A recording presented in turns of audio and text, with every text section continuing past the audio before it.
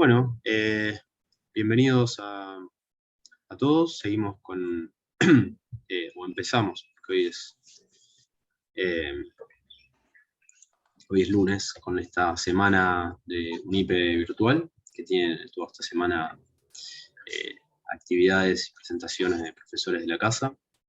Hoy nos toca presentar a Carlos Viroco, profesor de Historia Colonial. Lo presento brevemente. Él es licenciado en Historia por la Universidad de Luján y además doctor en Historia por la Universidad de La Plata, e investigador en ambas universidades, por supuesto. Es miembro del llamado Nodo Rioplatense de la Red Columnaria y participa en el proyecto que se llama Mediadores Territoriales en la Construcción Global de la Monarquía Española de la Universidad de Barcelona. Acá en la UNIPE él es profesor asociado y, como les decía antes, está a cargo de la Cátedra de Historia de Latinoamérica Colonial. Y sus investigaciones se enfocan en la historia específicamente del Río de la Plata entre 1650 y 1730. El título de la presentación de hoy es Buenos Aires entre dos epidemias, entre 1651 y 1718. Y bueno, muy apropiado para este contexto de una inminente post-epidemia, pensemos, recemos. Y bueno, así que ya le doy la palabra a Carlos y con él y lo escuchamos. Buenas tardes a todos. Le agradezco a Santiago la presentación y que se va a hacer cargo de esto, aunque sea por un rato, de mantener la transmisión.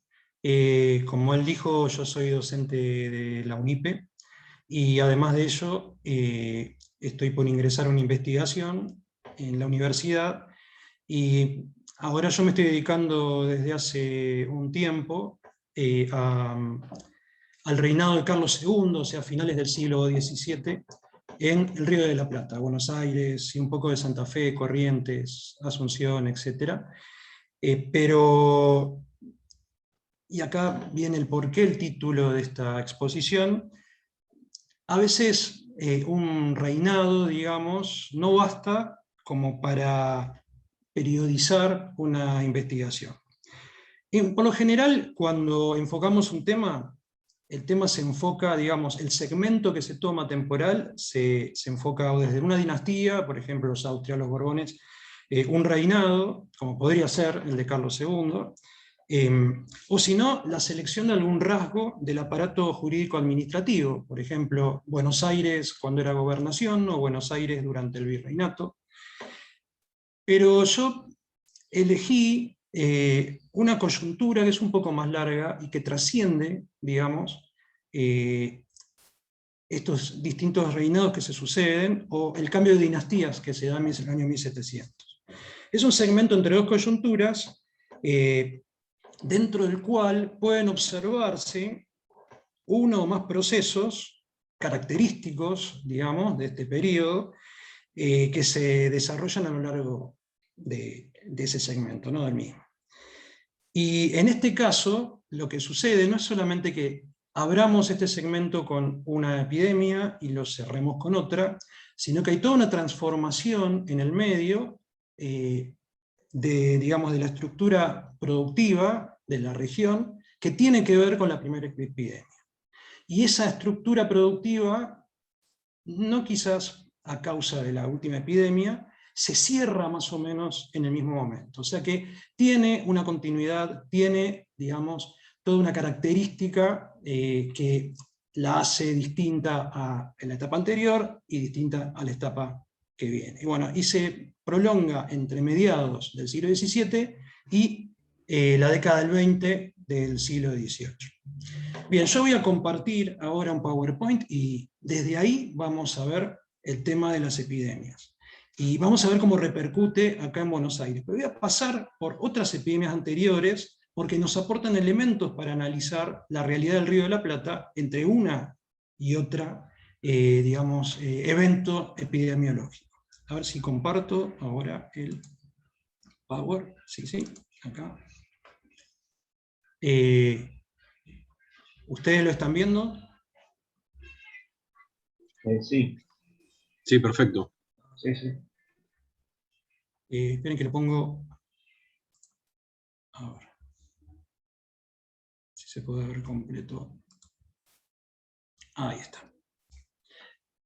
Bueno, este es el título y pasamos a un poco enfocar la peste a lo largo de la historia. Fíjense que vamos a empezar con representaciones pictóricas, que muchas veces lo que hacen, estamos hablando de algunas representaciones pictóricas, vamos a ver 3, de distintas epidemias en la historia, que retrotraen la realidad que ellos viven a un mundo clásico que se admira, ¿no?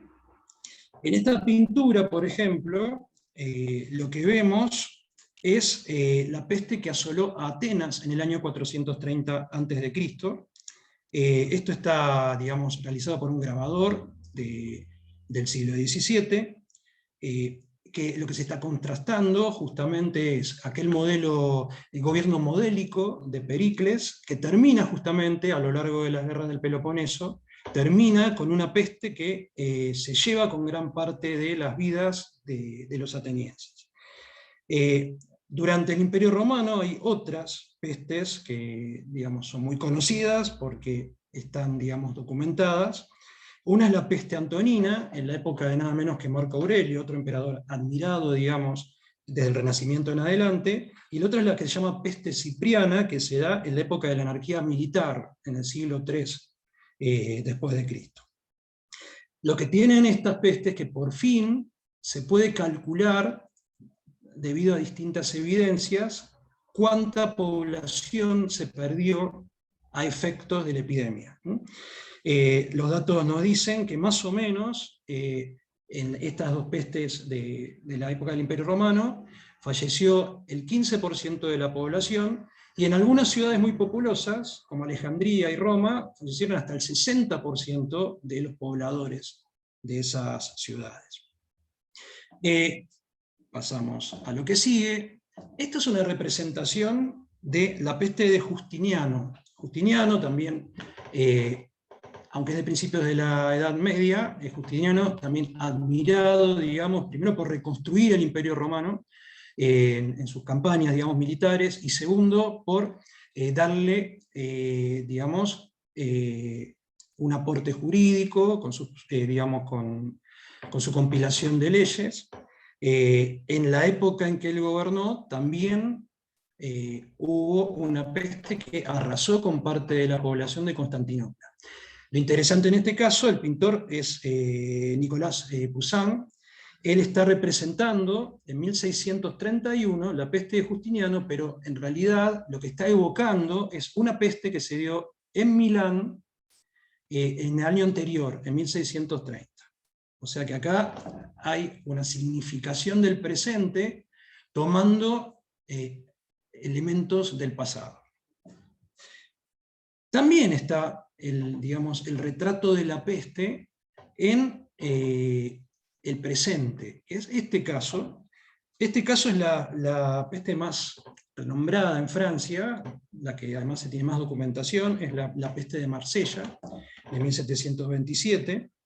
El pintor es Simon Thomasin, y fíjense cómo, distinto al anterior, lo que se ve acá es la colaboración entre los agentes del rey, que ustedes ven a caballo, y los ángeles arriba. O sea que tanto el cielo como el monarca francés tienen el mismo objetivo, que es asistir a la población que está viviendo una catástrofe, en este caso una catástrofe epidémica. En realidad, habría que marcar que todas estas escenas son escenas idealizadas, porque en todas ellas lo que se ve que, digamos, la escena muestra a las personas que están sanas asistiendo a las personas que están enfermas. Y que no se repelen unos a los otros, lo cual es una visión ideal que no tiene nada que ver con la realidad, porque en la realidad es lo contrario. En las epidemias se produce, en casi todos los casos, la huida de los sanos antes que su colaboración con los enfermos. Entonces lo que está representando en realidad todas estas imágenes que vimos hasta ahora es colocar a la asistencia como parte de las virtudes cristianas. Es un ejemplo de virtuosismo cristiano. Es lo que se querría que suceda y no lo que realmente sucedió en la mayor parte de los casos. Bueno, obviamente, como hay una visión admirativa desde los hombres de la modernidad hacia el pasado clásico, hay un gran faltante en toda, esta línea pictórica, que es la epidemia que ustedes conocen más, o la que les ha llegado más información, que es la peste negra de 1348. Y pasamos a eso. Bueno, ¿qué sería una peste? Bueno, la peste siempre está relacionada, por lo general, con la peste bubónica. Ojo, porque cuando encontramos documentación sobre la peste, muchas veces hay confusión. En el caso de Buenos Aires lo vamos a ver, se le dice peste a veces a brotes endémicos de viruela, o a veces se le dice peste también a enfermedades tropicales que traen los barcos negreros en sus bodegas, y que transmiten los esclavos cuando llegan al resto de la población. Pero, dicho en términos generales, la peste es la peste bubónica, que es una enfermedad reemergente zoonótica, o sea, una enfermedad que se transmite entre animales, que es transmitida por pulgas, y ahora vamos a hablar de eso, y que afecta por lo general a los roedores, que son los principales huéspedes de estas pulgas. Ahora vamos a hablar de qué tipo de pulga estamos hablando. Pero también afecta a los humanos, se transmite a los humanos y a otros mamíferos.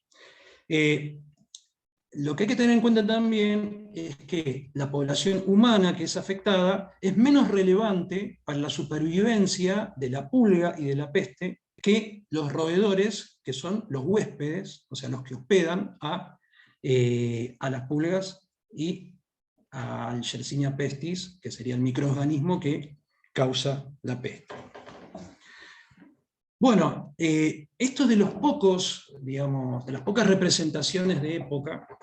Esto es una imagen del siglo, finales del siglo XIV, donde lo que se ve es a un sacerdote invocando a Dios, pero delante de ellos dos personas afectadas por la peste bubónica, donde se ve, el principal síntoma, que son los bubones, esas, protuberancias, que en realidad lo que son es la inflamación de los ganglios. Ahora vamos a hablar de eso.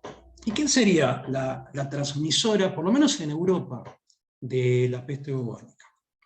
Bueno, pasamos a este animalito, que es la rata negra, tradicionalmente asociada a la transmisión de la peste, ¿no?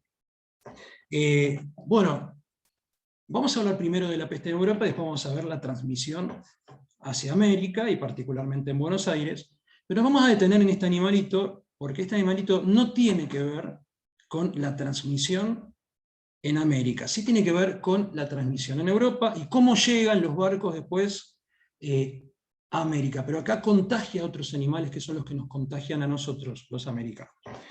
Bien, hablemos un poco de este animal. Es un roedor que en las poblaciones silvestres tiene un ciclo reproductor estacional definido. Por lo general las hembras entran en actividad reproductora, o sea, entran en celo, entre febrero y octubre, o sea que estamos hablando de la época más cálida. La gestación dura unos 21 días y la lactancia dura un mes. Y habitualmente este fotoperíodo, dentro del cual se reproducen, les permite tener 2 camadas por año. Como la maduración sexual es bastante rápida, las crías, se hacen maduras y en el próximo ciclo van a reproducirse ellas. Pero también hay que tener en cuenta que son animales que tienen una vida muy corta, por lo general poco más de un año. Los más viejos de que se tienen noticia llegan a estos 18 meses y después mueren. El tema es que en ambientes urbanos y con alimento abundante, la rata negra, o en latín la especie se llama Ratus ratus, puede reproducirse en forma ininterrumpida. O sea que no hay un periodo determinado por las estaciones, no hay una reproducción estacional, sino que se reproducen todo el año, lo cual hace que las poblaciones crezcan muchísimo más que lo que crecen en el campo.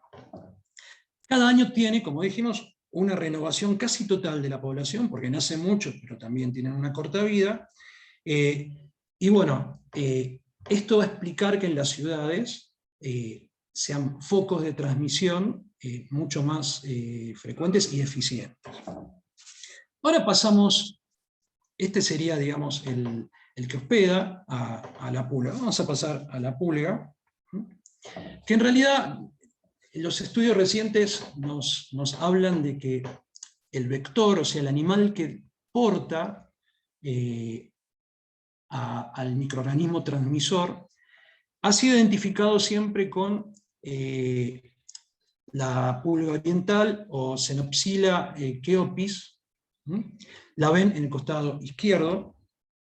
Fue, bueno, el nombre del microorganismo que transmiten, que causa la peste, proviene de Alexandre Yersin, que sería el que descubrió durante una epidemia en China, en el año 1894, Alexandre Yersin identificó en Hong Kong el germen responsable, que ahora lleva su nombre, Yersinia pestis, y también identificó el papel de las ratas como, digamos, portadoras de las pulgas que propagan la peste. Esto se completa en 1898, cuando Paul-Louis Simond descubrió la importancia de las pulgas como vectores de la transmisión de enfermedades, tanto a otros roedores como a los humanos. Bueno, esto está entrando en controversia ahora, porque, primero, vamos al virus, digamos, al organismo que transmite la peste, al Yersinia pestis. Según los expertos bacteriológicos evolutivos, o sea, hay dentro, digamos, de los enfoques evolutivos, existen investigadores que se dedican a estudiar la evolución de las bacterias. Esta bacteria, Yersinia pestis, posiblemente apareció en Asia Central hace unos 20.000 años. O sea que fue una mutación. Ahora estamos muy acostumbrados con el tema del coronavirus a nosotros percibir en el transcurso de nuestras vidas que los microorganismos se transforman y se hacen más letales o menos, más rápidos, menos rápidos en transmitir la enfermedad.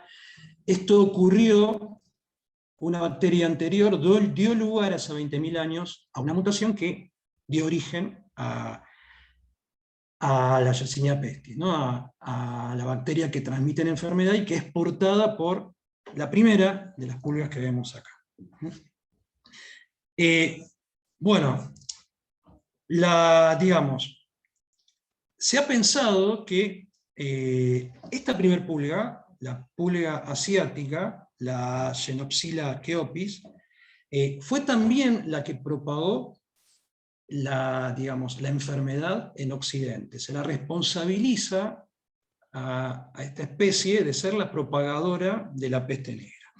Sin embargo, esto parece ser muy poco probable, según las últimas investigaciones, porque ecológicamente, dice un investigador, esta pulga está ligada a climas cálidos o templado-cálidos. Y por lo tanto no se puede aclimatar en el continente europeo. Incluso entre los siglos XIV y XVIII, estamos hablando de una época que es identificada como la pequeña edad de hielo, donde hay una baja, por lo menos en Europa, no acá, de las temperaturas. El hábitat humano sufrió, de variaciones extremas térmicas entre el verano y el invierno, y la Xenopsila, la primera de estas pulgas, a la cual se le atribuyó siempre la transmisión de la peste, no podría haberse adecuado al continente europeo. Por lo tanto, no fue ella. Además, no se ha encontrado ningún rastro de tipo de fósil, de tipo arqueológico, de esta pulga en Europa, en ningún yacimiento, tanto humano como no humano. Claramente parece ser que es la segunda de estas pulgas que ven acá, que es la pulga que conocen ustedes y que han tenido en sus casas y en sus perros, que es la Pulex irritans, que es la pulga asociada siempre con el humano.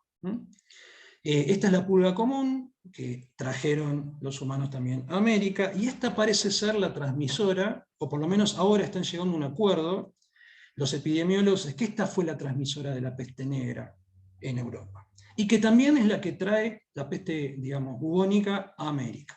O sea que tenemos que olvidarnos de la primera.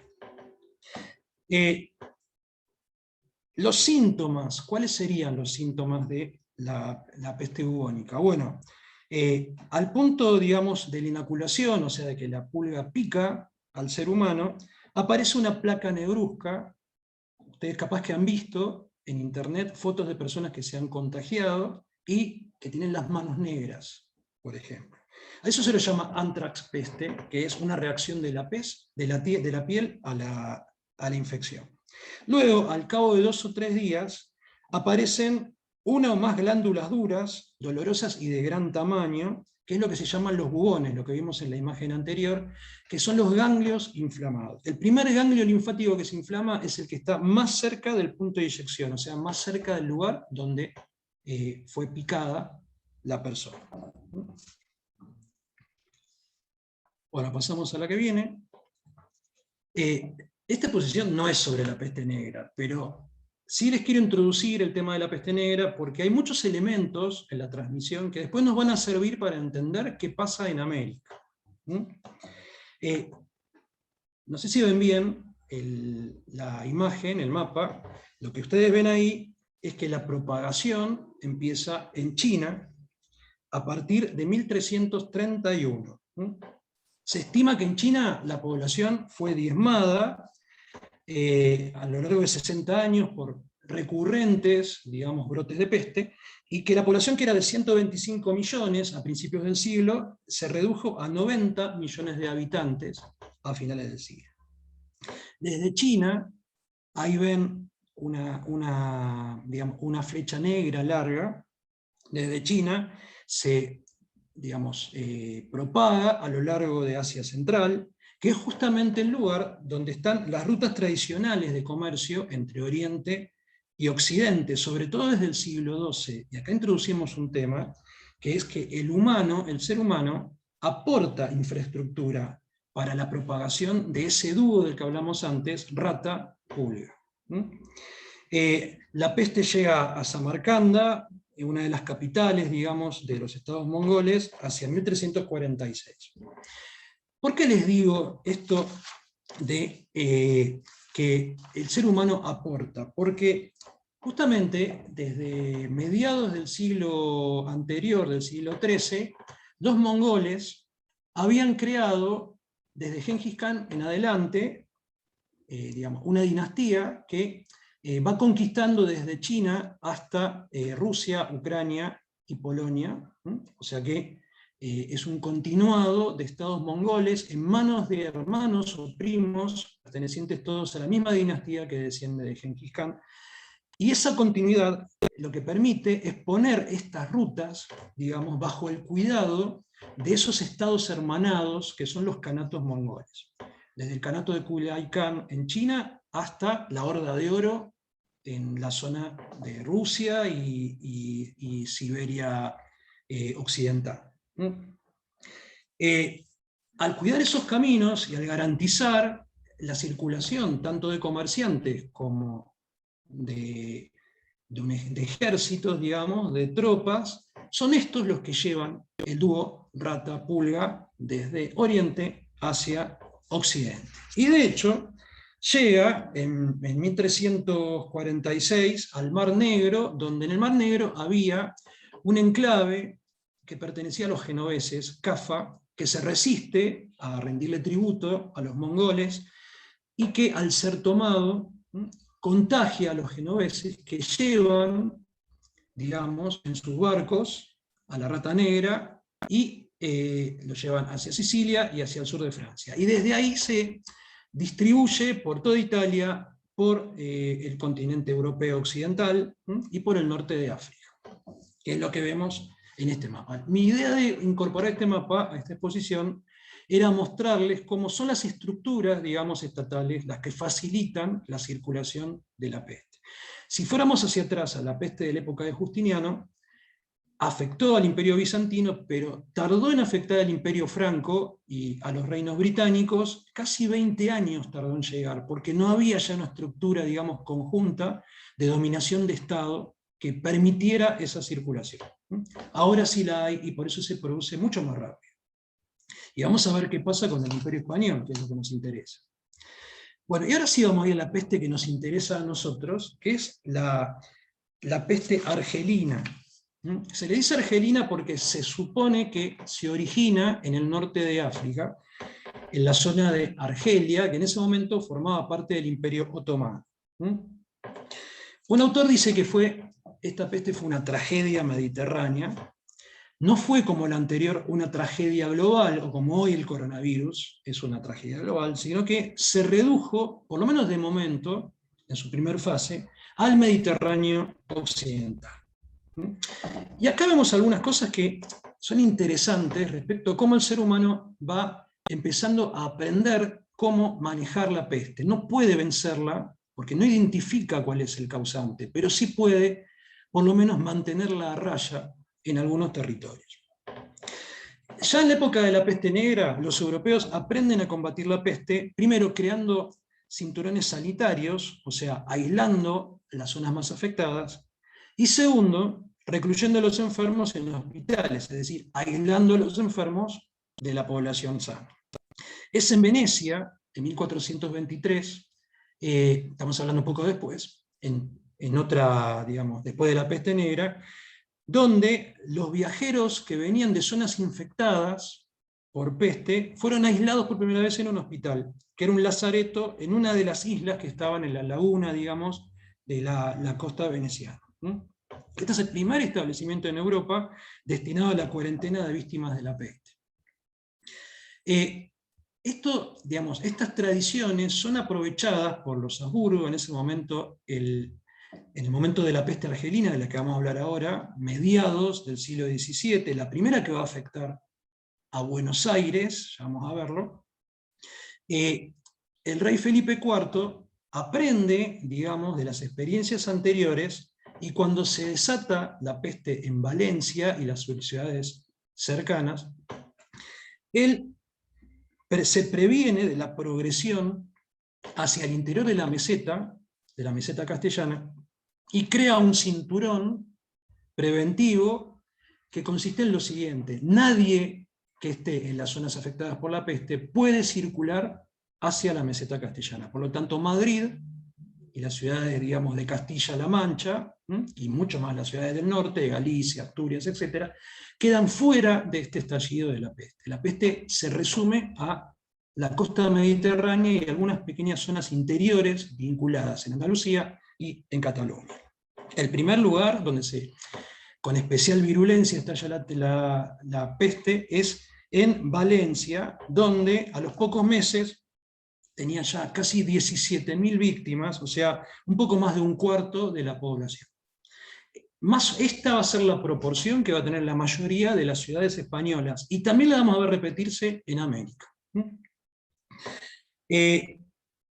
Tiene dos, digamos, radiodifusores. La primera es desde Valencia, se expande hacia Andalucía, por un lado hacia el interior, hacia Orihuela, hacia Alicante, y por otro lado por la costa, que se va a expandir por Málaga, Gibraltar, Cádiz, Huelva y Sevilla. Un año después ya había llegado ahí. En Cataluña pasó algo parecido a lo largo de un año. Desde Valencia llega hasta Barcelona, donde entre 1651 y 52 murieron entre 20.000 y 30.000 personas.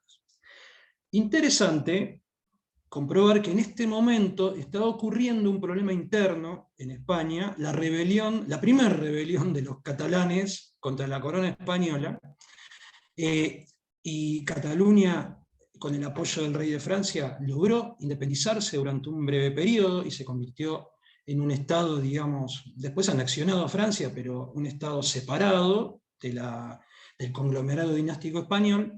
Y en ese momento, en medio de la lucha entre los españoles que querían, el rey quería recuperar Cataluña y los catalanes, parece ser que unos soldados catalanes saquearon un depósito de ropas en Valencia, y entre las ropas había pulgas, y son ellos los que introducen la peste en Barcelona. Después, fíjense que de Barcelona va a pasar a las Islas Baleares, de las Islas Baleares a Cerdeña, y de Cerdeña a Nápoles. Vamos ahora al caso de Sevilla, que nos importa, porque desde ahí va a llegar la peste no solo a Buenos Aires, sino a distintos lugares del Imperio Español en América. Sevilla era en ese momento la ciudad más poblada de España, y la peste la afecta de tal manera que muere la mitad de su población, alrededor de 60.000 habitantes. Se estima entre el 45 y el 52% las muertes. Pero no solamente sucede eso con Sevilla, sino que acuérdense que Sevilla era la sede de los organismos de control a América y el puerto que conectaba España con América. Acuérdense del sistema monopólico español, por lo menos en la época de los Habsburgo.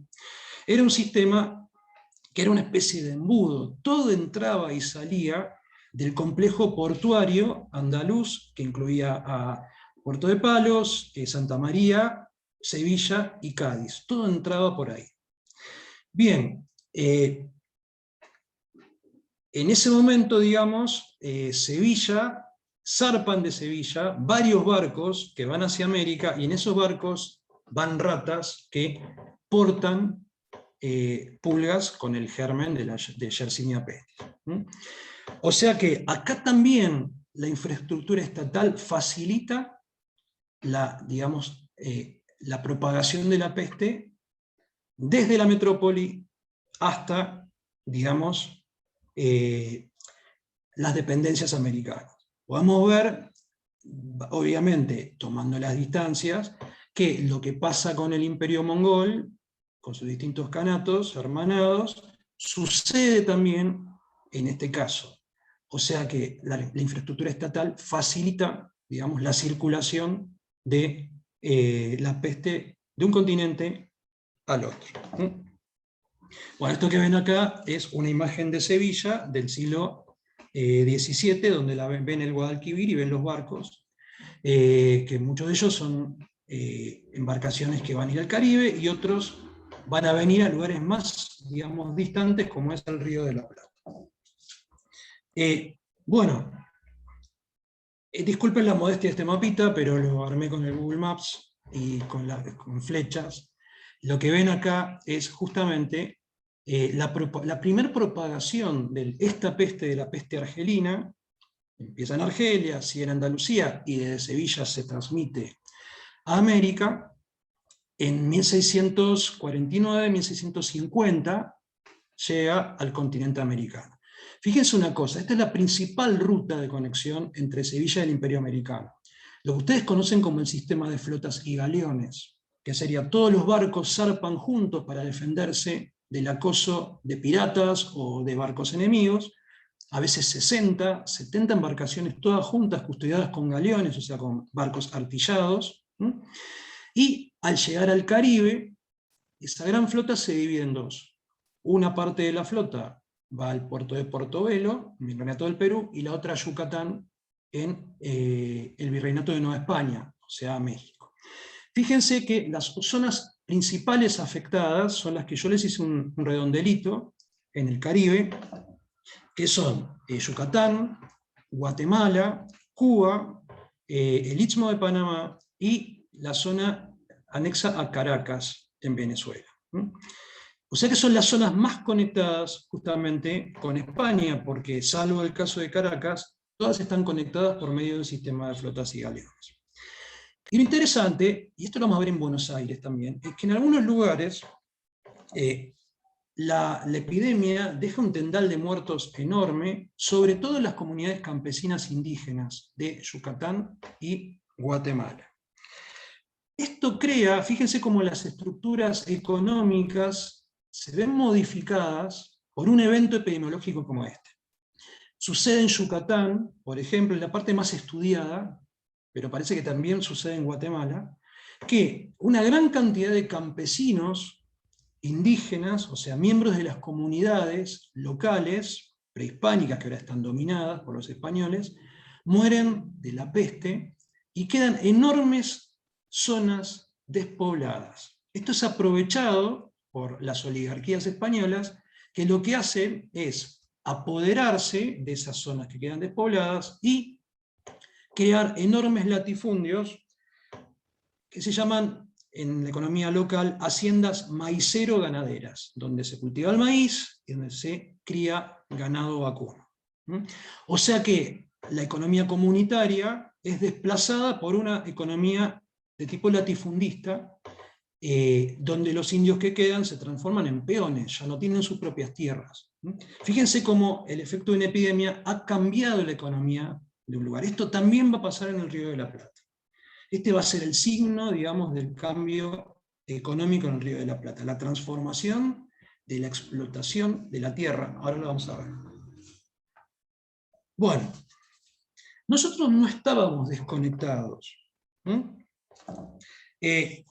En esta diapositiva, lo que vemos es la difusión de la peste en 1651, o sea que un año antes llega al Caribe y se expande, digamos, enormemente, y ahora llega, un año después, 1651, llega al Río de la Plata. El Río de la Plata, ¿por qué llega más tarde? Porque estaba menos conectado con Sevilla.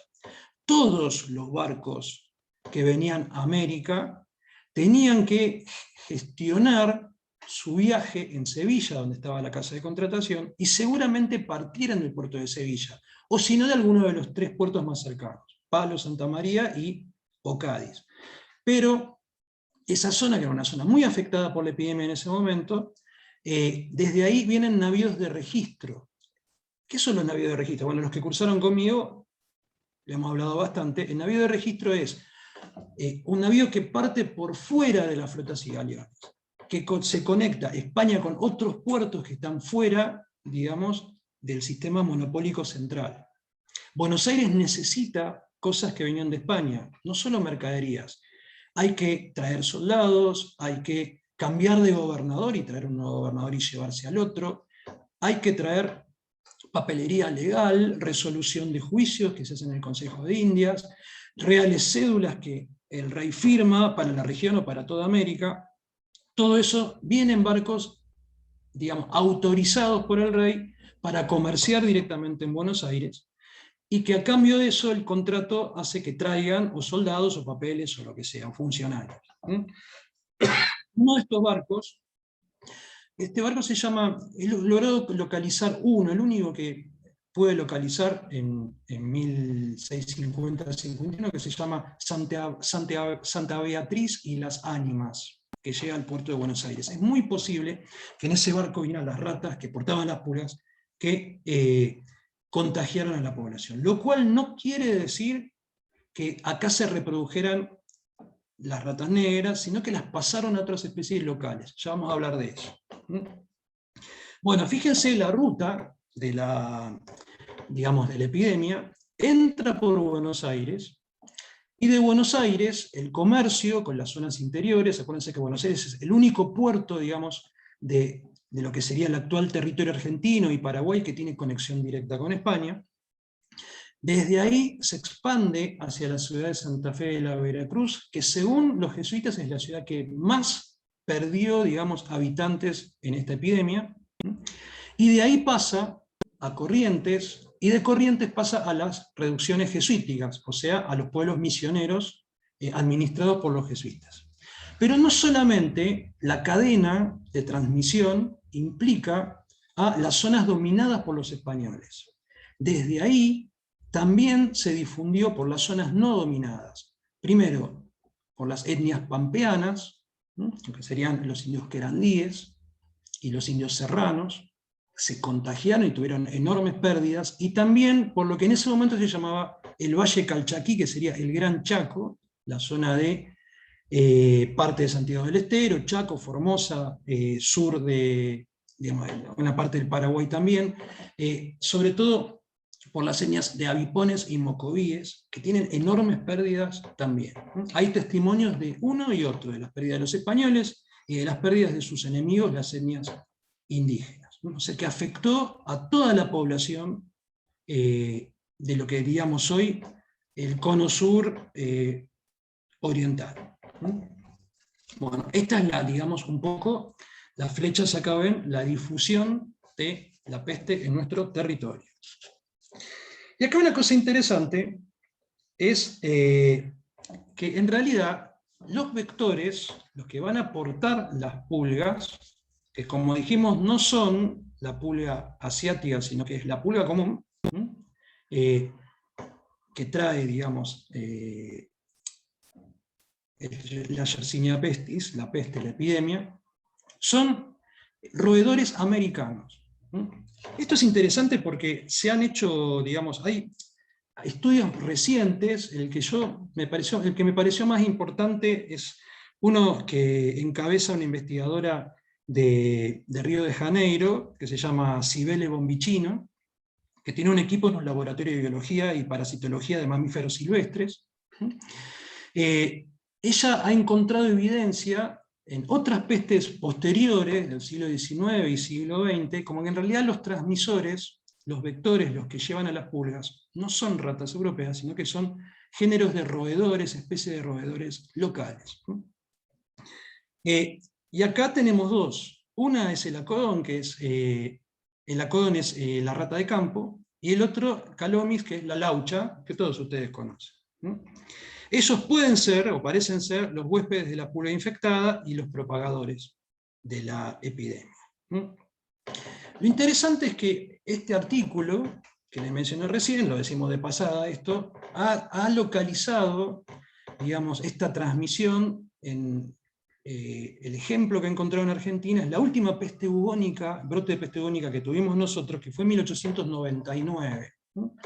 En 1899, a lo largo del río Paraná, varias ciudades, entre ellas Rosario, Corrientes, sufrieron de la última, digamos, el último brote de peste bubónica, por lo menos que tengamos noticia, o de significación, de envergadura, en la Argentina. Bueno, y estos son los vectores, los propagadores, los que alojan a las pulgas. Vamos a ver una serie de testimonios de época sobre cómo los que vieron la epidemia reaccionaron contra ella, qué efecto les creó la epidemia, cómo la describieron. Vamos a una serie de testimonios. El primero es este. Este es, digamos, proviene de una carta que le escribió el gobernador de Buenos Aires, que no estuvo en el momento de la peste. En 1652 hay un recambio de gobernadores. Se va Jacinto de Laris, el gobernador anterior, y entra Pedro de Baigorri Ruiz, que describe cómo encuentra a la ciudad cuando él llega a principios de 1653. Es una carta larga, interesantísima, de la cual vamos a citar un párrafo nada más, porque lo demás habla de otras cosas después, pero pinta cómo estaba Buenos Aires, que acababa de salir de una peste. En realidad, les adelanto algo, en Buenos Aires la peste tuvo dos fases. Entra en el 51, esto lo conocemos por el coronavirus, como hay épocas de alta y épocas de baja. Entra en el 51, afecta en el verano del 51 a la población, después entra en una etapa de semilatencia en el invierno del 52, y a final del 52 estalla de nuevo. Esto sucede porque las pulgas hibernan en medio de las ropas, o en los roedores, digamos, o donde sea, hibernan y después vuelven, digamos, al ataque. Generalmente las que están a la intemperie mueren, pero las que logran colarse entre las ropas, las mujeres guardaban las ropas digamos, de verano y usaban las de invierno, y entre las que quedaron del verano hibernan las pulgas y vuelven a resurgir al otro año. Esto es lo que pasó en Buenos Aires, porque hay por lo menos 3 testimonios que dicen hubo dos pestes, y en realidad fue la misma, que estalló en el 51, entró en latencia después y volvió a estallar en el 52. Bueno, esto es lo que dice Pedro de Baigorri Ruiz. Dice, en el contagio murieron, según estoy bien informado, por el cuidado con el que el reverendo obispo, maestro don Fray Cristóbal de Mancha Velasco, puso en las matrículas más de 1.500 personas. Los 2/3, acá viene un dato interesante, mueren más o menos un poco más de 1/3 de la población de Buenos Aires. Y dice, los 2/3 de gente de servicio, o sea, de esas 1.500 personas, los que más mueren son esclavos negros o mulatos, o peones mestizos, o indios de encomienda. Estos son las principales víctimas de la peste. Dice, y la otra parte, de españoles, dice, afligiendo más el mal a las mujeres. Esto desconozco por qué, pero bueno, el obispo le cuenta al gobernador que murieron más mujeres que hombres, de quienes fue el mayor número, y el menor de niños, a quienes hizo menos impresión. O sea que al parecer los niños fueron menos afectados por la peste que los adultos. Esto según una información de primera mano que da el gobernador Baigorri al rey, que en ese momento era Felipe IV. La peste ya se había terminado para ese momento. Vamos al testimonio que sigue. Bueno, este testimonio es de Santa Fe, la segunda de las ciudades afectadas, y proviene de las actas o acuerdos del Cabildo de Santa Fe. Fíjense la medida que va a tomar el Cabildo, que es una medida muy epocal, muy de la mentalidad de aquella época. Dice, propúsose que en esta ciudad y en las estancias de su jurisdicción se reconoce que empieza a tocar la enfermedad de peste general que desde España ha venido corriendo por estas partes de las Indias. Y porque el principal remedio es acudir a Dios nuestro Señor por medio de los santos, y en esta dicha ciudad está jurado por abogado para los contagios y pestes el glorioso San Roque, se decretó que se trate con el señor provisor y vicario de esta ciudad que se haga una prerrogativa y novenario de misas al dicho santo en su iglesia. O sea, ¿qué es lo que dicen? No están hablando ni de cordón sanitario, ni están hablando de montar un hospital, ni de aislar nada. Están recurriendo a la invocación a la divinidad o a los santos intercesores, como en este caso que es San Roque, para lograr su protección frente a esta calamidad. Esto se tiene que explicar desde la mentalidad de la época, que para ellos el verdadero remedio era que Dios se apiadara de ellos. Y además, el suponer que Dios los estaba castigando por sus pecados, y por eso había que inclinarse frente a Él y pedir perdón por ellos y pedir la ayuda de Dios frente a la calamidad. Bueno, la fecha es 20 de marzo de 1652, o sea que Santa Fe para ese momento todavía estaba viviendo la segunda fase de la epidemia. A ver, ¿esta la vimos ya? Ah, no. Esperen que me perdí con las...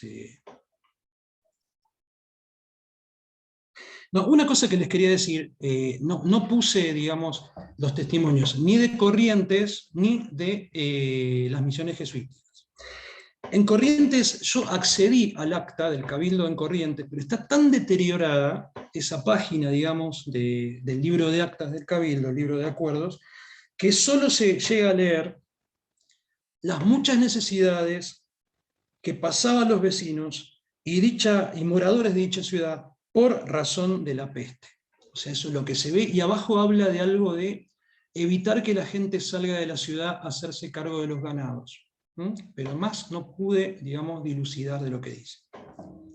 Y después en las misiones jesuíticas. Esto fue analizado en uno de los excelentes libros de Omar Spritz Gutenberg, que él leyó las cartas anuas. Yo no dispuse de las cartas anuas para este trabajo, pero en la de 1651 a 1652 dice, ya perduró aquí por 2 años seguidos la peste, quitando la vida a un gran número de españoles, negros e indios. Por lo tanto, en las misiones también mueren españoles, negros e indios. O sea que se difunde por lo que es el sur del Brasil, parte del Paraguay y la Mesopotamia argentina. Bien. Esto proviene de una fuente que yo trabajé mucho, que es el testimonio del derecho que tienen los vecinos de Buenos Aires al ganado cimarrón de estas campañas. Esa fuente es de 1704, pero está escrita por alguien, un cabildante bastante anciano, que fue el cabildante que más años tuvo un asiento en el cabildo, cumplió distintas funciones, regidor, alcalde ordinario, y otras tantas, defensor de indios, etcétera, etcétera. De todos los cabildantes que he analizado a lo largo del 17 y principios del 18, es el que más años estuvo en el cabildo. Y él vivió la peste teniendo 11 años, y escuchó a sus padres, a sus mayores, y la vivió también cuando era chico. Y él escribe junto con otro cabildante un alegato de disputa con el Cabildo de Córdoba por el ganado cimarrón. Y acá viene el tema de la transformación económico-productiva en Buenos Aires. La peste lo que hace, ¿se acuerdan que yo les conté que la mayor parte de los que mueren son indios, negros y peones, todos servidores, sobre todo de chacras y estancias?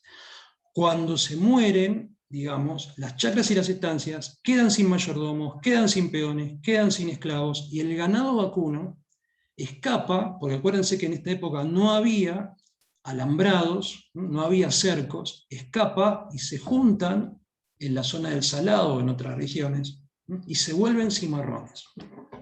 Y acá se transforma la economía, que era una economía de estancias, donde se criaba ganado doméstico, a una economía donde las estancias se van a dedicar a otra cosa después de la peste, a la cría de mulas. ¿Y qué pasa con el ganado? Se vuelve cimarrón. Los que quieran hacer cueros o conseguir carne van a tener que salir a cazarlo. Esto es lo que llaman las vaquerías.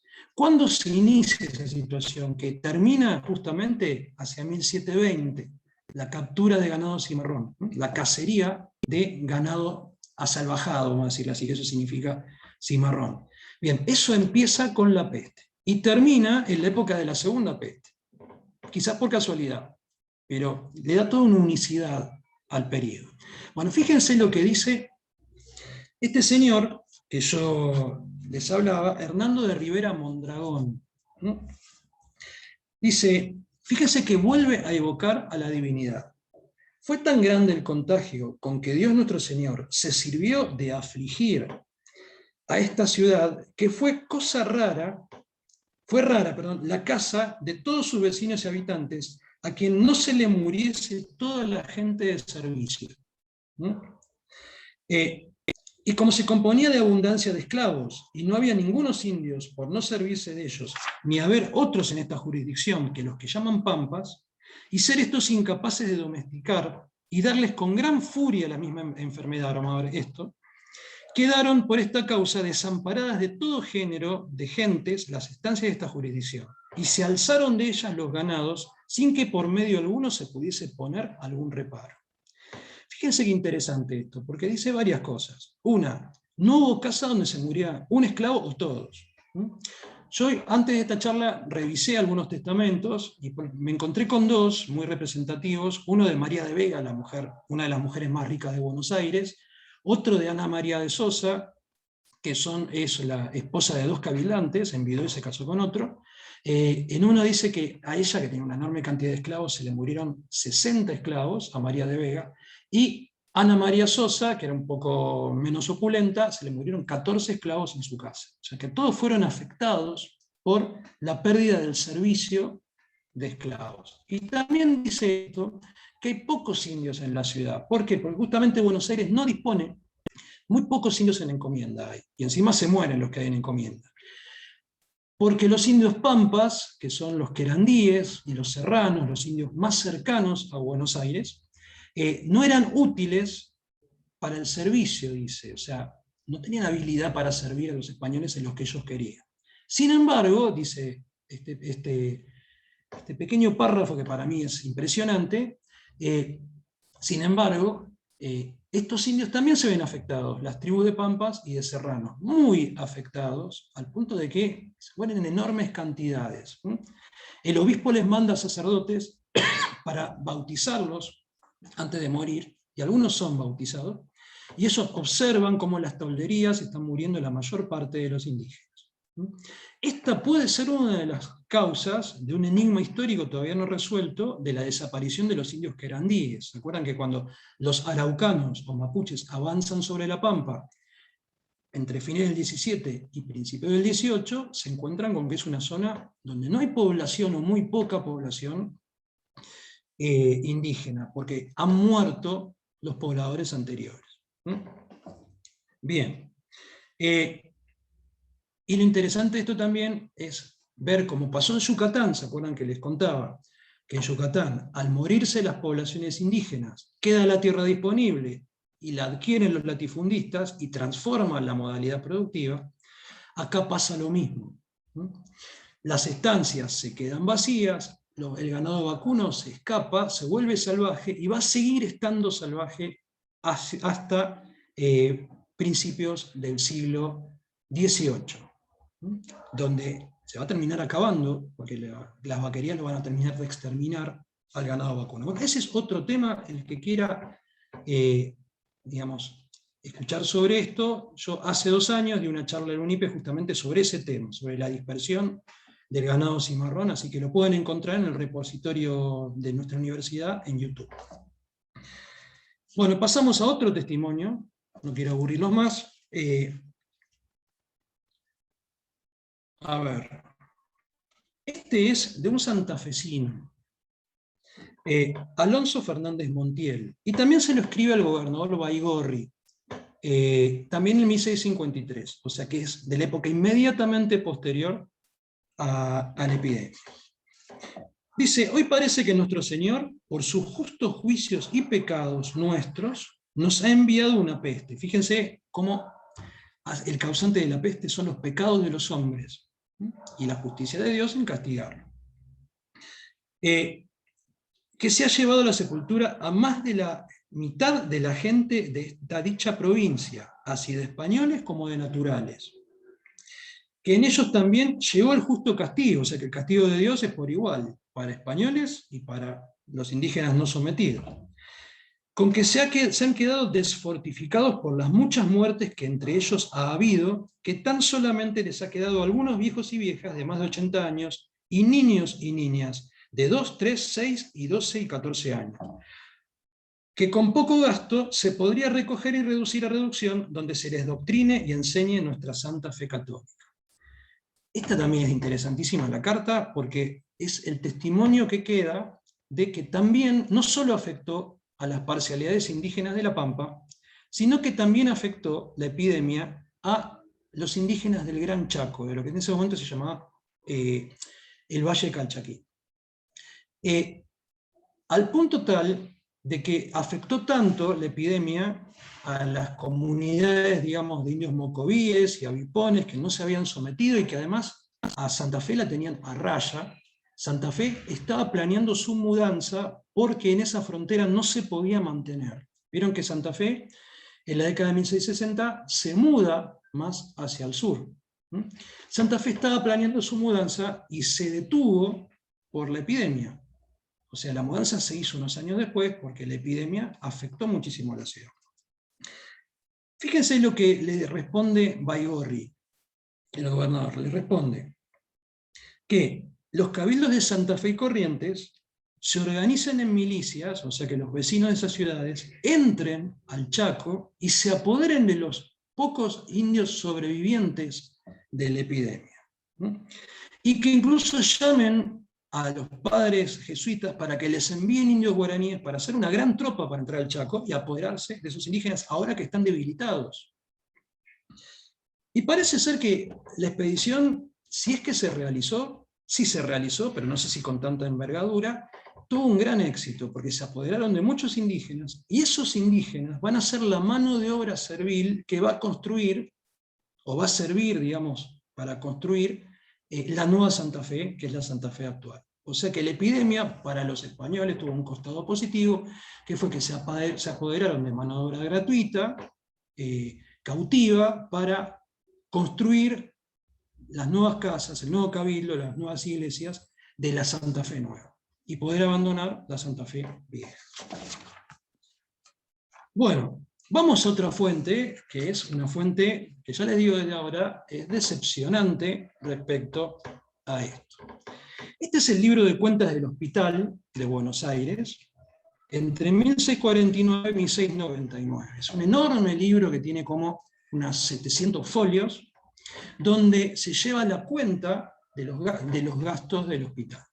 ¿Cómo que Buenos Aires tenía un hospital? Sí, Buenos Aires tenía un hospital desde mediados del siglo, desde pocos años antes, un par de años antes del estallido de la epidemia. ¿Dónde estaba ese hospital? Ese hospital estaba en el costado sur de la ciudad.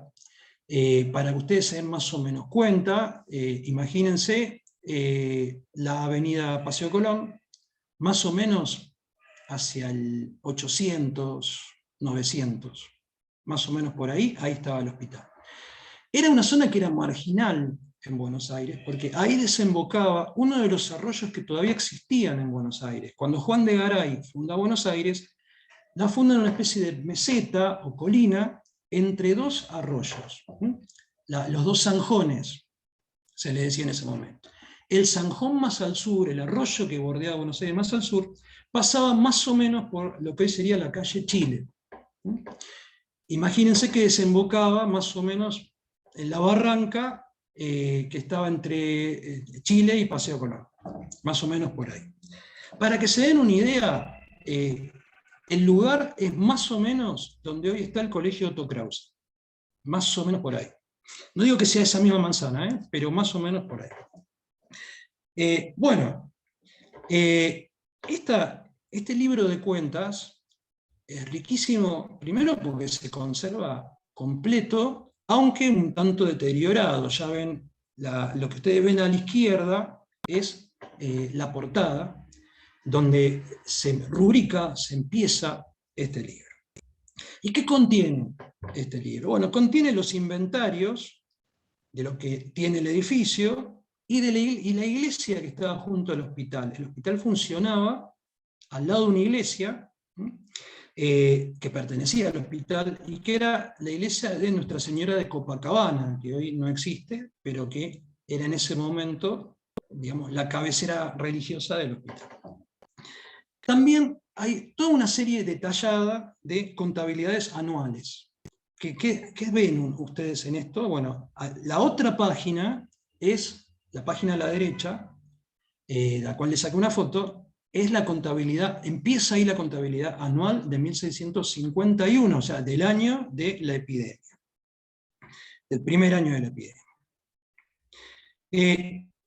Cuando uno empieza a buscar, lo que muestran son, como toda contabilidad, los ingresos y los gastos. Lo decepcionante es que no hay la más mínima alusión a la epidemia en los años 51, 52 y 53. Lo que uno ve es lo que ve en el resto del libro. El sustento de un par de esclavos que tenía el hospital, los jornales de los peones que trabajaban en reparaciones que había en el hospital, en el edificio, y el costeo del ceremonial religioso de la iglesia de Nuestra Señora de Copacabana. Y algunos otros gastos sueltos, digamos, y también los ingresos, porque ¿de qué se mantenía el hospital? Bueno, se mantenía de limosnas en muy corta parte, pero en realidad lo que mantenía el hospital era el noveno del diezmo. ¿Qué es esto? El rey de España, por el patronato, digamos, de la Iglesia en América, tenía el derecho de disponer de la novena parte de los diezmos de cada ciudad. En el caso de Buenos Aires, ¿qué pagaba el diezmo? El trigo, el ganado vacuno, etc. Bueno, 1 de cada 10 pesos que se recababan por eso, lo podía el gobernador de Buenos Aires en nombre del rey hacer con eso lo que fuera necesario. Bueno, el rey le asignó ese noveno al funcionamiento del hospital. Hubo después conflictos entre el cabildo y el obispo de Buenos Aires, porque el obispo, como pagaba ese noveno, pensaba que el hospital le correspondía jurisdiccionalmente a él, Y hubo un largo conflicto que está reflejado en las actas del Cabildo, eso se puede consultar. Pero en realidad el Cabildo terminó, digamos, apoderándose de este hospital, que un segundo edificio, el primero parece que era como un ranchito, el segundo edificio lo mandó construir un gobernador, José Martínez de Salazar, en 1671, hizo un edificio como la gente, con varias habitaciones, con un salón para, digamos, para comer, otros salones de depósitos, para que el hospital funcionara como debiera. El Cabildo se hizo cargo del hospital y terminó, digamos, usándolo para otra cosa. Terminó usando las habitaciones para alquilarlas y generarse otro ingreso. Y ustedes se preguntarán, ¿y pero qué pasaba con los enfermos? Como la guarnición de Buenos Aires tenía un fuerte, tenía un cirujano, le asignaron a ese cirujano el cuidado de los enfermos de la ciudad de Buenos Aires. Y el hospital lo usaron para otra cosa.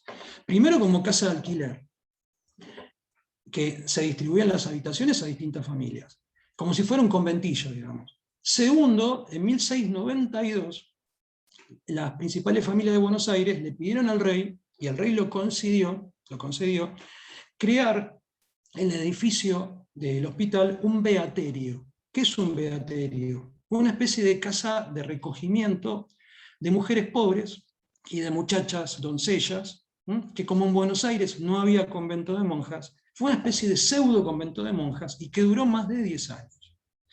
Cuando hay un cambio de dinastía, en 1703, el nuevo rey, el primero de los Borbones, Felipe V, pega el grito en el cielo y dice: ¿qué están haciendo en Buenos Aires? ¿Qué hicieron mis antecesores? Le dieron el hospital al Cabildo y el Cabildo hizo con él lo que quiso.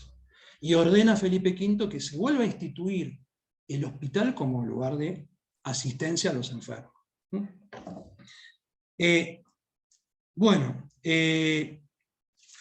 Pasamos, así que bueno, ¿por qué les digo que es decepcionante? Porque yo hubiera esperado que hubieran aparecido cómo se curaba a la gente en la epidemia, cuántas personas pasaron por el hospital, si hubo variaciones en el régimen del hospital por el ingreso de muchísima gente, pero ni siquiera sabemos si la gente enferma entró al hospital, porque el hospital no da ninguna evidencia de eso en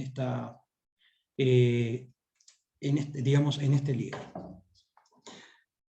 Bueno, y ahora sí pasamos un poco a la evolución de la ciudad después de la epidemia. Bueno, esta imagen de la ciudad la deben conocer todos, es el plano más antiguo de la ciudad. Ya hablamos después un poco de él, ya lo mostré en otras exposiciones anteriores. Es muy controversial este plano, después hablamos un poco de eso. Bueno, saben que Buenos Aires se fundó en 1580, la segunda fundación, la primera no se sabe dónde estuvo, posiblemente no en el lugar donde está ahora, y desde entonces sufrió por lo menos 3 episodios epidémicos. El primero en 1605, no quiere decir que sea de peste bubónica, el segundo en 1621, y el tercero sí, este que hablamos ahora, de 1651. La más virulenta de todas fue la última, que se llevó a más de 1/3 de la población, como dijimos hasta ahora. Más adelante, después de esta última epidemia, de 1651, la ciudad sí despega, y durante la segunda mitad de ese siglo hay un incremento de la población que fue sostenido y que se elevó de 3.360 almas, habitantes, en 1658 a más de 7.000 en 1700. Les parecerán números bajos, pero para una ciudad marginal como Buenos Aires era un número importante. De acuerdo con un francés, que es el autor supuesto de este mapa, no estoy tan seguro, pero bueno, hay gente que lo afirma y dice tener pruebas, Barthélemy de Massiac, que fue un prisionero francés que estuvo en Buenos Aires, y que no sé qué tan prisionero era, que podía circular por la ciudad y tomar notas y hacer un mapita como este, porque está claro que esto no fue hecho de memoria, sino que esto fue tomado por medidas, etcétera, etcétera. Bueno, Massiac en 1662 decía que Buenos Aires tenía unas 400 casas. Lo cual, acuérdense que Garay, como todas las ciudades españolas, Buenos Aires estaba en una, digamos, hecho como una cuadrícula, como un damero, de manzanas ortogonales, con calles que se cruzaban perpendicularmente. Esas manzanas eran 140, las manzanas que planificó Garay, no quiere decir que las haya trazado. Bueno, si hacemos un cálculo de esas 400 casas, más o menos, entre la mitad y 2/3 de los solares, o sea, de los lotes de Buenos Aires, ya estaban habitados. O sea que para la época en que Maciá viene a Buenos Aires, la ciudad había crecido un poco en relación a principios de siglo. Por eso este mapa es un tanto engañoso, porque no pueden entrar las 400 casas en este pequeño periplo que iría de la avenida Corrientes no sé, a 4 cuadras para arriba de la Plaza de Mayo, más o menos. O sea, esto es muy pequeño. Se puede identificar, sí, los conventos, acá el convento de Santo Domingo, acá tienen el Cabildo, acá la iglesia catedral, bueno, los edificios más antiguos, y sobre todo el fuerte, que estaba donde ahora está la Casa Rosada. Bien, a la segunda mitad del siglo XVII, el puerto de Buenos Aires cobró importancia por 2 razones. La primera, obviamente, fue el comercio. ¿Por qué? Porque Buenos Aires era el puerto de entrada de 3 gobernaciones distintas. La del Río de la Plata, obviamente, la gobernación del Paraguay, con capital en Asunción, y la gobernación del Tucumán, que iba de Córdoba a Jujuy, cuya capital en ese momento era Santiago del Estero. Bueno, los vecinos de todas las ciudades de las gobernaciones, Tucumán tenía 8 ciudades, Paraguay 2, Buenos Aires tenía 3, su lugar de entrada y salida, de conexión con España, era el puerto de Buenos Aires. Allí era donde arribaban los navíos de registro. ¿Se acuerdan? Estos navíos que el rey le permitía que se salieran de las flotas y galeones y vinieran directo a Buenos Aires. Pero también Buenos Aires se hace más significativo, esto ustedes lo saben, por el contrabando. Principalmente con portugueses y holandeses. El caso de los holandeses ha sido descrito por un libro magistral de Zacarías Motoquías, Contrabando y Control Colonial, muchos de ustedes lo habrán leído, y en el libro Motoquías se ve los artilugios de los holandeses para entrar en Buenos Aires. Vieron que España no permitía a los navíos extranjeros entrar a un puerto en sus colonias. Sin embargo, tenía un tratado de paz con Holanda, firmado en 1648, por el cual los holandeses no podían comerciar con los americanos. Pero si estando en el mar tuvieran algún desperfecto en su barco, se les quebrara un mástil, les empezara a faltar agua o víveres, podían dirigirse al puerto español más cercano en América, aprovisionarse, arreglar los desperfectos y seguir viaje inmediatamente. ¿Qué hacían los holandeses? Entraban a la boca del Río de la Plata y rompían uno de sus mástiles, y ahí, digamos, empezaban un tráfico del cual no eran ajenos ni los funcionarios españoles ni los vecinos. Todos sabían de estos artilugios llamados arribadas forzosas, pero que en realidad se describe mejor como arribadas maliciosas. Bien, Buenos Aires era un punto de fuga de la plata de Potosí por este comercio de contrabando. Y lo hizo singularmente importante, y lo hizo, digamos, lo puso bajo la mira de Felipe IV, el rey, que empezó a sospechar de que esto se estaba haciendo incontrolable. Este último gobernador que leímos 2 cartas, Baigorri, fue el rey del contrabando en Buenos Aires. Quizás haya algún investigador por acá que haya estudiado el siglo XVII y lo sabe bien. El pico del contrabando en el siglo XVII es bajo el gobierno de Baigorri. Y en 1661, para controlar a Buenos Aires y controlar la región, se instala en Buenos Aires una Real Audiencia, o sea, un tribunal supremo con un distrito judicial propio. Las 3 provincias que les nombré, Paraguay, Tucumán y el Río de la Plata, pasan a estar encabezadas por una Real Audiencia que tiene sede en Buenos Aires y que va a durar 10 años. Es un experimento que hace el rey Felipe IV, que dura hasta un poco después de su muerte, y la idea de él era 2 cosas. Una, no tener que depender de la Real Audiencia más cercana, que era en Charcas, en el Alto Perú, y la otra era que esa Real Audiencia controlara el puerto de Buenos Aires y evitar el contrabando. No consiguió nada con la Real Audiencia, fue más gasto que, digamos que efectivo, pero bueno, la experiencia duró 10 años. El primer presidente de la Real Audiencia fue el gobernador de Buenos Aires, José Martínez de Salazar, el sucesor de Baigorri que nombramos antes.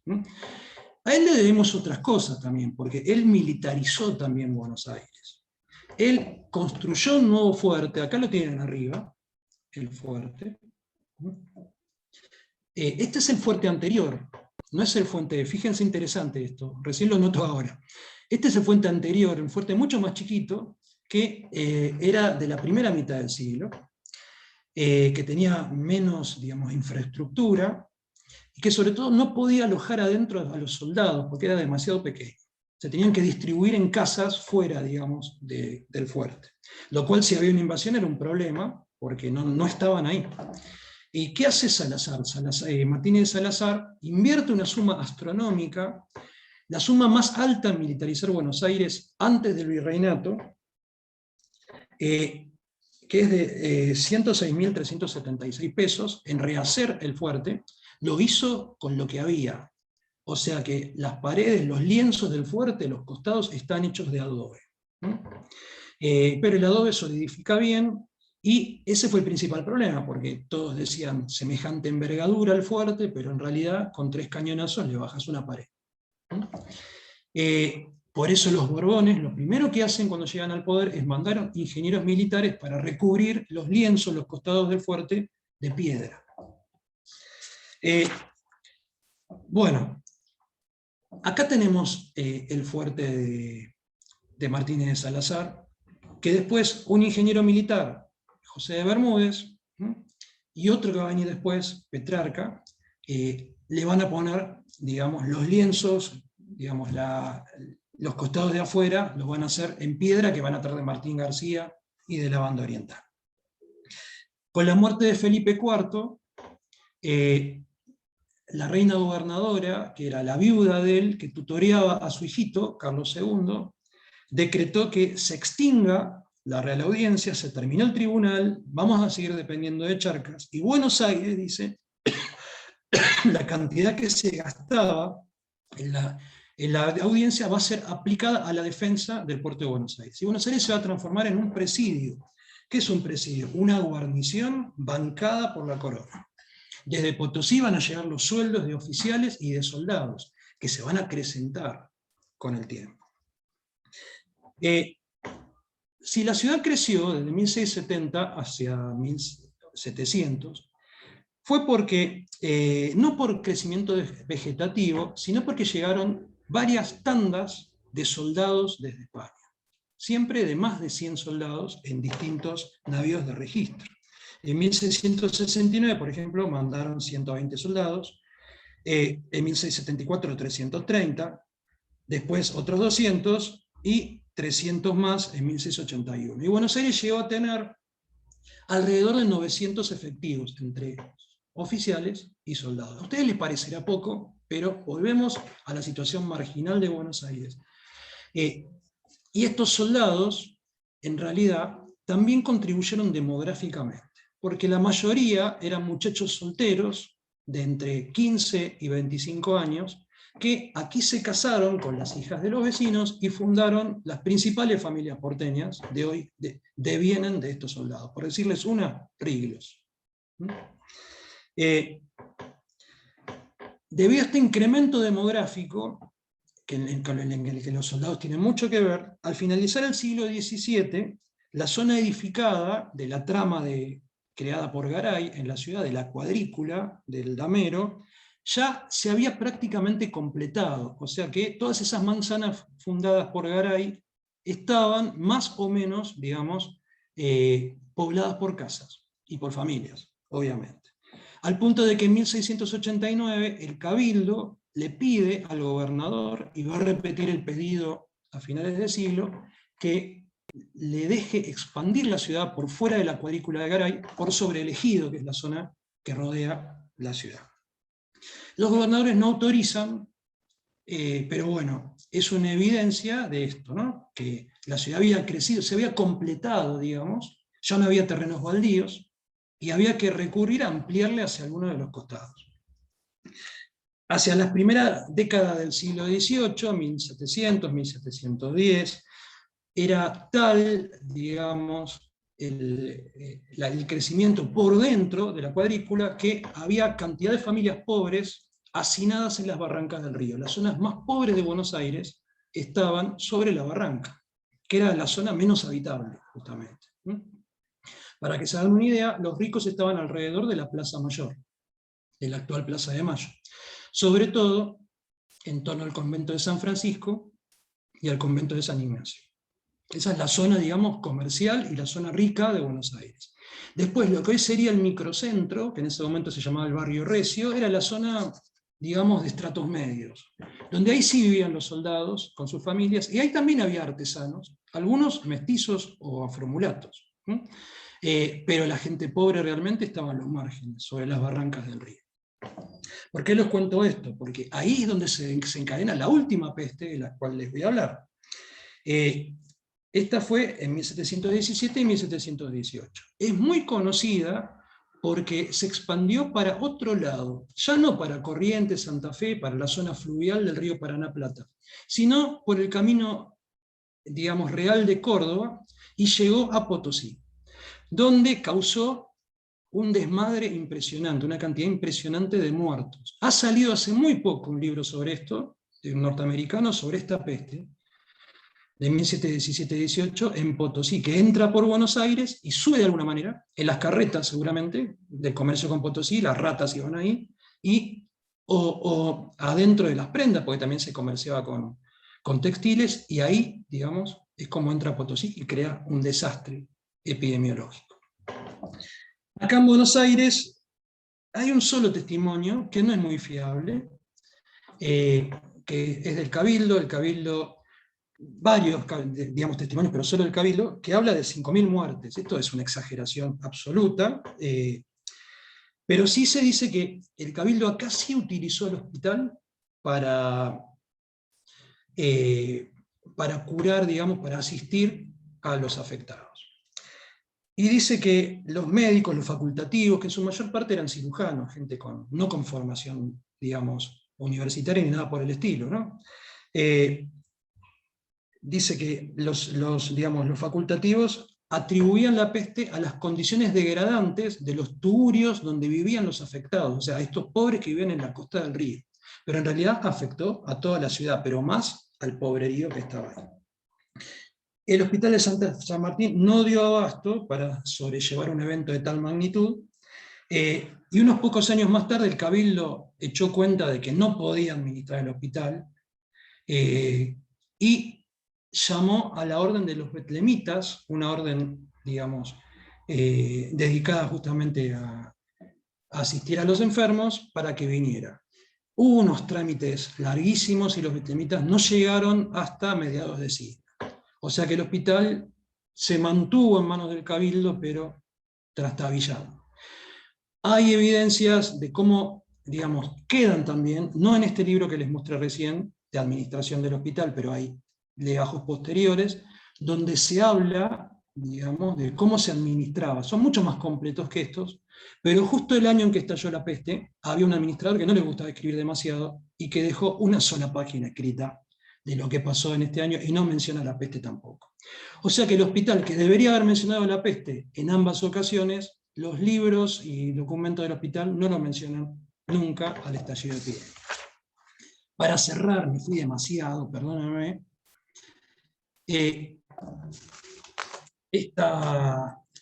este plano de principios, en realidad 1831, esto es la época de Balcarce, o sea, entre los dos gobiernos de Rosas, donde se quiso regularizar la ciudad en la zona cercana al río. Acuérdense que el hospital estaba bastante cerca de la barranca, y esto es, digamos, la manzana donde estaba el hospital, después de los betlemitas. Los betlemitas fueron echados por Rivadavia. ¿Se acuerdan que Rivadavia, digamos, confisca los bienes de la iglesia? Y bueno, el hospital betlemítico pasó, que era el antiguo Hospital de San Martín, el Hospital del Cabildo, pasó a manos del Estado y se cayeron, el edificio se cayó, quedó como una especie de baldío, donde lo que hace Balcarce es rectificar la manzana, que parece que era bastante irregular, repartir parte de la manzana para nuevos pobladores, y lo que ven acá interesantísimo es que todavía el Zanjón o el arroyo, ¿se acuerdan que yo les conté que estaba al costado sur de Buenos Aires? Todavía existía. ¿Ven? La calle Chile, y acá el arroyito, que estaba al costado de los edificios del hospital. Bueno, después de esta maratón, les agradezco haber escuchado, y bueno, viene la ronda de preguntas para todo aquel que quiera preguntar. Esperen que salgo del compartido. Bueno, muchísimas gracias, Carlos, Diego. por la charla. Como siempre, excelente, y siempre aprendemos una Gracias. enormidad. Bueno, primero, antes de pasar las preguntas, les pido un aplauso virtual con los medios que nos da Zoom. Gracias. Muy amable. Bueno, y ahora, como ya dijo Carlos, que queda abierto para quien quiera preguntarle. Yo vi que estaban preguntando por el chat, pero yo tuve un desperfecto con la computadora y perdí parte del chat, pues me tuve que pasar el celular a la computadora, así que bueno, los invito a preguntárselos en vivo. Alguien pregunta el nombre de la pulga, pero eso estaba en...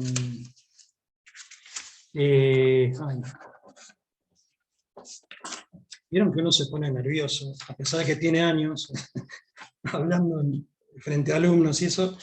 Esperen que ya les digo el nombre de la pulga. Pulex irritans. Es la pulga común, la que tienen los perros de ustedes.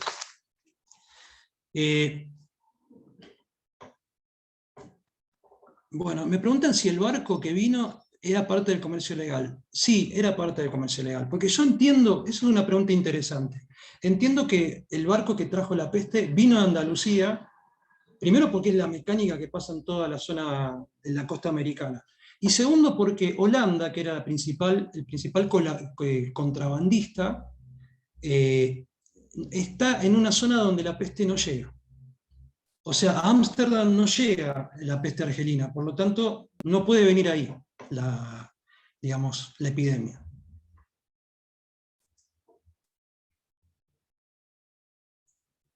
Bueno, no sé si alguien quiere preguntar algo.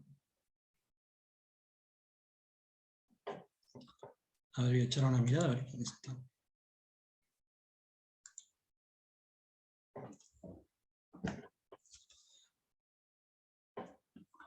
A ver, ¿alguien preguntó algo más? Alguien pregunta sobre Córdoba. Es que buena pregunta, porque no tengo evidencia de que en Córdoba haya llegado la peste.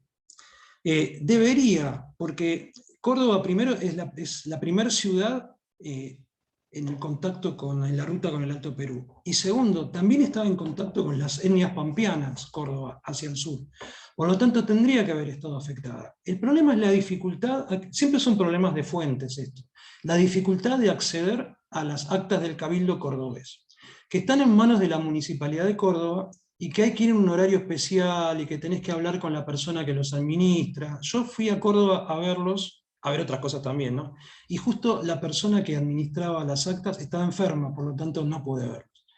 Pero sí quiero, digamos, ver qué pasa en Córdoba respecto a esto. El libro del autor... Sí. Perdón, Sofía, de la pregunta justo estaba silenciada porque el perro de vecino está teniendo su mejor tarde. ¿En qué años habría que buscar en las actas capitulares si uno quisiera? Bueno, si tenés acceso, bárbaro. 1651, de 1651 a 1653. Perfecto. Si pasa como en Santa Fe, y como en Buenos Aires hay un tema específico. El Cabildo no habla de la peste, porque en ese momento gobernaba Jacinto de Laris, que es un gobernador un tanto especial, peculiar, que se lleva muy mal con los vecinos y que no le deja al cabildo reunirse, salvo si él puede presenciar las reuniones. Y no, el tema de la peste no se trata en ningún momento. Recién en 1653 hay una alusión a la peste cuando ya estaba Baigorri en el gobierno. O sea que no, por el cabildo no lo sabemos hasta muy tardíamente. Sobre todo son las fuentes, digamos, del gobernador. El gobernador tiene, digamos, correspondencia con el Consejo de Indias, y de esa manera nos enteramos por esta carta que es maravillosa, que es muy larga y que la pueden encontrar en pares. ¿Vieron el repositorio digital de los archivos de España? El archivo de Indias ha subido algunas cosas, y entre esas cosas está la carta de este gobernador de 1653. Así que este fragmento que yo les compartí está ahí. Y además está muy legible, o sea, está en buenas condiciones para leerse. Acá alguien me habla, no sé si sos vos, Viviana Lapenta, habla de ficciones en la época colonial en Córdoba. No sé si mencionarán la peste. Fíjense que hay otras enfermedades que afectan mucho. La principal, la viruela. La viruela es endémica y mata niños, pero a cantidades. Saben que los esclavos que tenían marcas de viruela se vendían más caros, porque si tenían viruela, ya habían tenido viruela y habían sobrevivido, auguraban tener una vida más larga. Preguntan por el comercio de esclavos. Acá las primeras medidas higiénicas del cabildo y de los gobernadores tienen que ver cuando se hacen los tratados del Real Asiento. ¿Se acuerdan que en 1703 se firma un tratado de aprovisionamiento de esclavos con una compañía francesa? Y en 1714 con una compañía inglesa. La primera mitad del siglo XVIII hay una presencia intermitente, pero bastante sostenida, de estas dos compañías, la Compañía de Guinea primero y la Compañía del Mar del Sur después. El tema es que el cabildo y los gobernadores se aseguran de que los depósitos de esclavos estuvieran lejos de la ciudad. Y acá ayuda el hecho de que el último gobernador de la época de los Austrias, Agustín de Robles, se mandó a construir una mansión que después le queda a un vecino de la ciudad, Miguel de Riglos. Y él, esa mansión, que tiene como 20 habitaciones, se le alquila primero al asiento francés y después al asiento inglés. Dicen que algunas habitaciones eran tan grandes que podían tener apelotonados más de 100 esclavos. Bueno, ahí los tenían a los esclavos como una medida cautelar respecto a las enfermedades que traían. Los esclavos tenían que pasar por una cuarentena que servía para dos cosas. Una, para identificar si había enfermos. Y había enfermedades tropicales, como el mal de Luanda, que a veces vienen esclavos enfermos. Y la otra, para que se recuperaran del viaje. La cuarentena en realidad es para alimentarlos y que el esclavo, digamos, se recupere de un viaje que es, esto lo saben ustedes, es súper traumático. Y que muchos mueren a lo largo de ese viaje. O sea, un promedio de un 20 a un tercio de los esclavos que traen se mueren en el camino. Fíjense que los que vienen acá vienen de la costa de Guinea y de Angola. Y es un viaje que se hace en barcos muy grandes, de gran porte, pero donde los esclavos están hacinados digamos, en los sótanos del barco, a la manera que ustedes lo han visto, si han visto esta película Amistad de Spielberg, ahí lo ven muy bien, y que cuando llegan acá tienen que de alguna manera reponerse.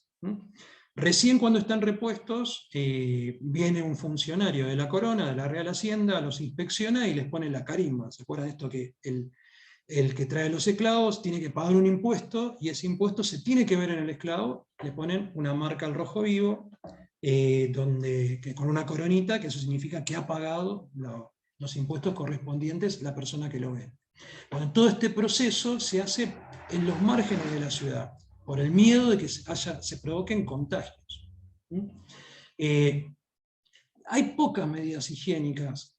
Uno está acostumbrado a ver Buenos Aires en la época del Virrey Vértiz, donde el Virrey Vértiz hace empedrar calles, hace alcantarillas, hace pasos de esquina, pone iluminación incluso. En esta época, digamos, todas las calles en realidad son senderos, que hay muchas denuncias de que cuando se llega a la sudestada, el agua se eleva por encima, digamos, de lo que serían las hipotéticas veredas, que tampoco existen, y afecta las paredes de las casas, al punto de que muchas casas que son de barro o de adobe, se le derrumban las paredes.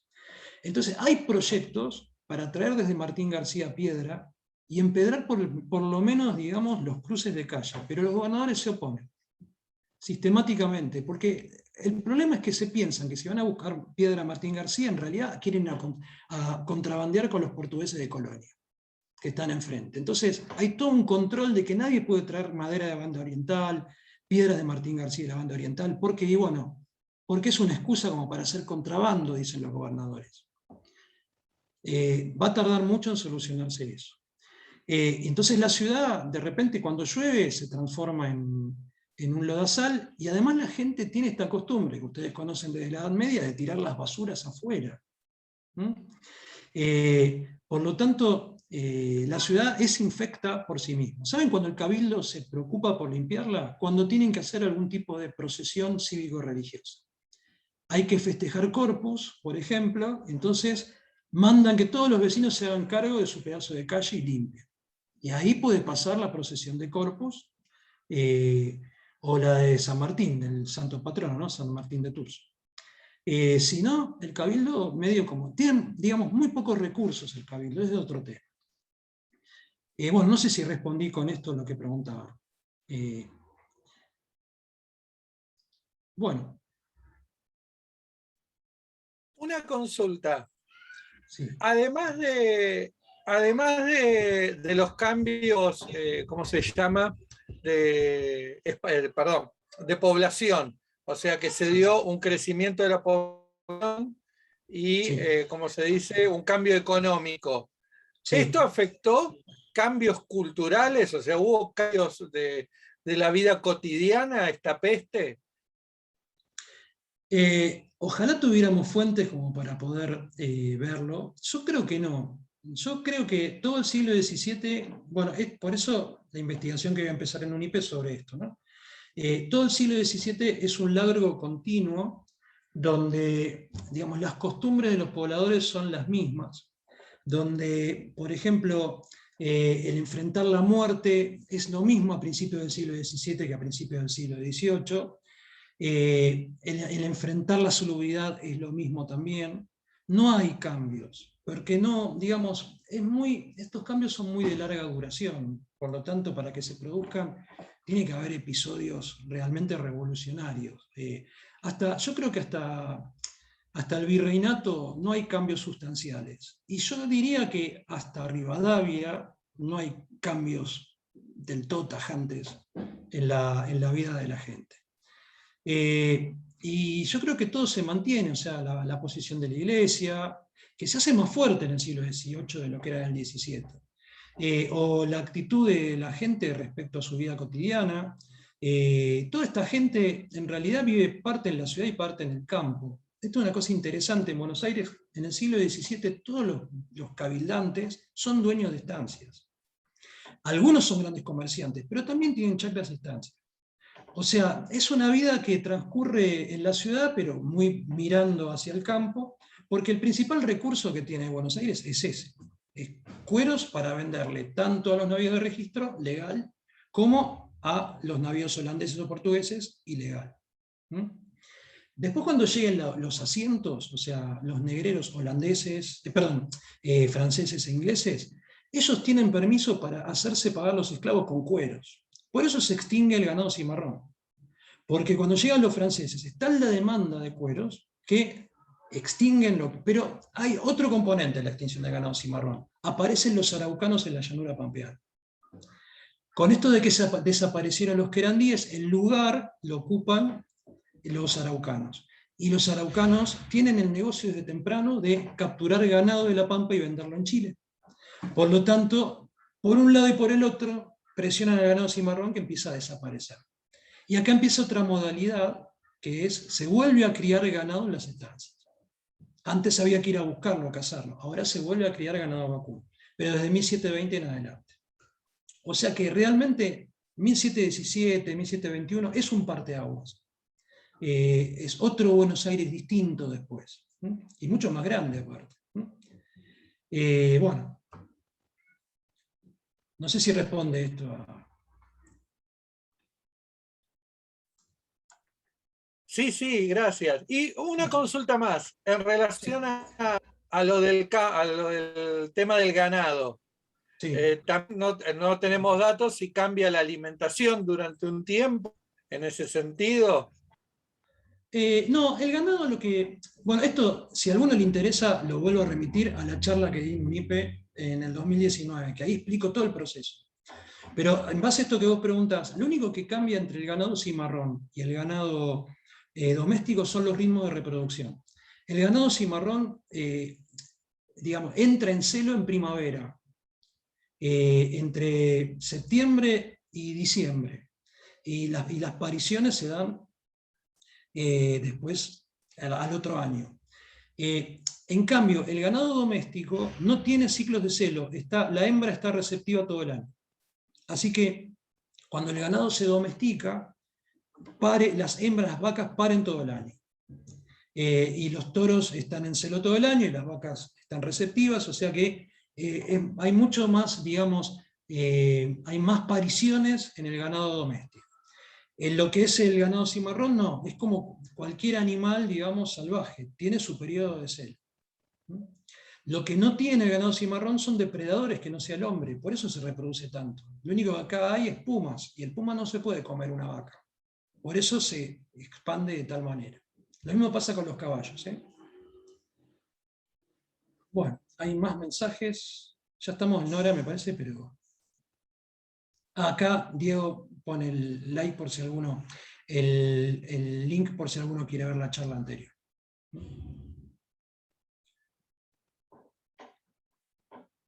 Bueno.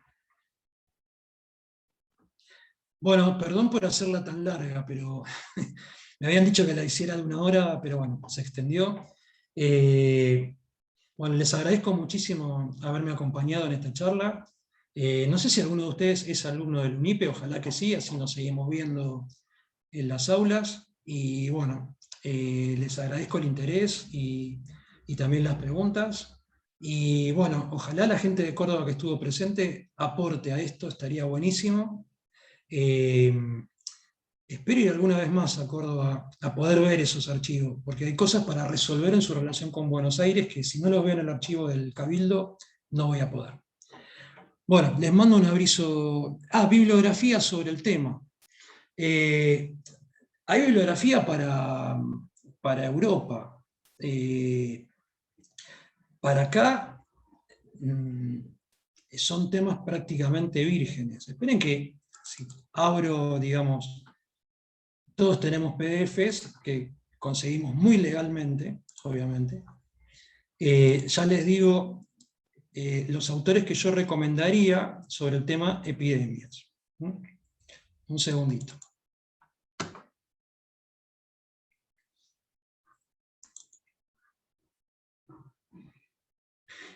Para mí el más recomendado, porque trata tanto España como América, es el libro de Bertrand Moya con B larga, Historia de las epidemias en España y sus colonias.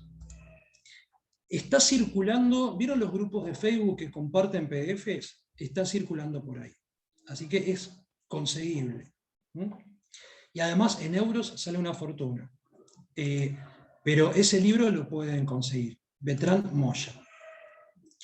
Y después, bueno, clásicos. Plagas y pueblos de McNeill. El de Cook, la conquista biológica. Y bueno, después hay cosas específicas para regiones, para Guatemala, para Venezuela. Eso entran al Google Academics y ahí ponen peste Venezuela o peste Guatemala y lo encuentran. Artículos sobre todo son. Libros no hay. Está ese de Bertrand Moya que sí que es excelente. Y esperen que les muestro otro que tengo acá, el libro. Un segundito. Este es algo maravilloso que incluso lo compré en el Ateneo, en Buenos Aires, que se llama Sheldon Watts, Epidemias y Poder, Historia, Enfermedad y Imperialismo. Creo que está en PDF. Trata la peste negra, la sífilis, el cólera, la lepra, la fiebre amarilla, la malaria, y las distintas épocas donde cada una de estas enfermedades es la reina, digamos, de las epidemias. Bueno, lo recomiendo muchísimo a este libro. Y seguramente en Mercado Libre lo puedan, bueno, no tengo que hacer propaganda de esto, pero lo puedan conseguir. Bueno, después a los que sean mis alumnos, si hay acá, yo les paso un pendrive si a alguno le interesa, con la bibliografía que circula. ¿Está? Esperemos que nos veamos pronto por la presencialidad. Y bueno, a eso vamos. Bueno, gente, son casi las 8, no quiero molestarlos más. Y bueno, los esperamos en la UNIPE. Y un gusto haber tenido tanta gente en esta charla. Un abrazo grande para todos y bueno, nos estamos viendo en los pasillos de la universidad, espero. Gracias. Chao, gracias. Hasta luego. Muchas gracias. Chao, chao. Muchas gracias, hasta luego.